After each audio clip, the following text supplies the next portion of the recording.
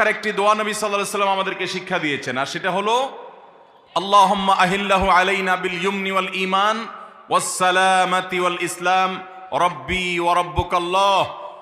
যার অর্থ হলো, হে আল্লাহ, এই নতুন চাঁদ, নতুন মাসটিকে আপনি আমাদের জন্য বরকতময় করে দিন, ঈমানময় করে দিন। ঈমানের সাথে যেন এই মাসে আমরা সময় কাটাতে পারি, অতিবাহিত করতে পারি, এবং নিরাপত্তা, শান্তি এবং ইসলামের উপর যেন আমরা থাকতে পারি।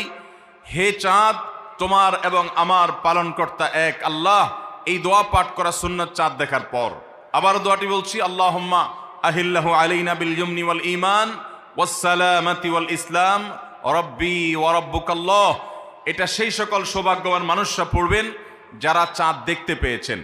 অতএব রমাদানকে কেন্দ্র করে সর্বপ্রথম আমাদের যে আমলটি হবে তা হলো শাবানের শেষ দিবসে আমরা পশ্চিম আকাশে চাঁদ তালাশ করব ইনশাআল্লাহ।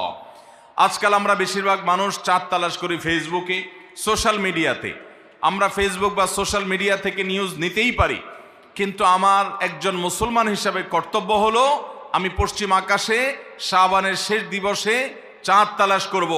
আমরা যদি চাঁদ তালাশ না করি, আমরা যদি চাঁদ না দেখি, তাহলে চাঁদ দেখা কমিটি কিভাবে তারা চাঁদ উঠার সংবাদ ঘোষণা করবে? অতএব চাঁদ দেখার যে আমল, সেটি আমাদের সমাজ থেকে যে বিলুপ্ত হয়ে গেছে, সে আমলটাকে আমাদের আবার পুনর্জীবন দিতে হবে।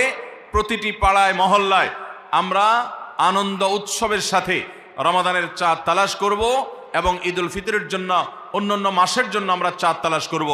কেউ যদি চাঁদ না দেখে একটা এলাকাতে, তাহলে সবাই গুনাহগার হবে। কিছু না কিছু মানুষ অবশ্যই চাঁদ দেখতে হবে, তা না হলে ফরজে কিফায়া তরক করার গুনাহগার সবাইকে হতে হবে। অতএব রমজানের প্রথম আমল হলো শাবানের শেষ দিবসে আমরা পশ্চিম আকাশে সন্ধ্যায় চাঁদ তালাশ করব। চাঁদ দেখতে পেলে দোয়া করব, আর যদি চাঁদ দেখতে না পাই তবু আমি সওয়াব পাবো। আল্লাহ আমাদের সবাইকে আমলটা করার তৌফিক দান করুন। রমাদানের দ্বিতীয় আমল হলো সবচেয়ে গুরুত্বপূর্ণ আমল, সেটা হলো সিয়াম সাধনা, রোজা রাখা। প্রত্যেক প্রাপ্তবয়স্ক, সুস্থ মস্তিষ্ক সম্পন্ন নারী এবং পুরুষ, তিনি যদি মুসলমান হয়ে থাকেন, তাহলে সেক্ষেত্রে তার উপরে আল্লাহ রাব্বুল আলামিন রমাদানের দিনের বেলায় রোজা রাখা, সিয়াম সাধনাকে ফরজ করেছেন।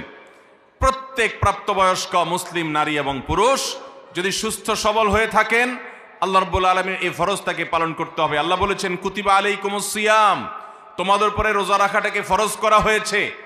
অতএব রমজানের দিনের বেলা রোজা রাখা হলো রমজানের সবচেয়ে বড় আমল। এটা হলো দ্বিতীয় আমল বলেছি। নাম্বার 3, রমাদান মাস উপলক্ষে রাতের বেলা তারাবির নামাজ আদায় করা।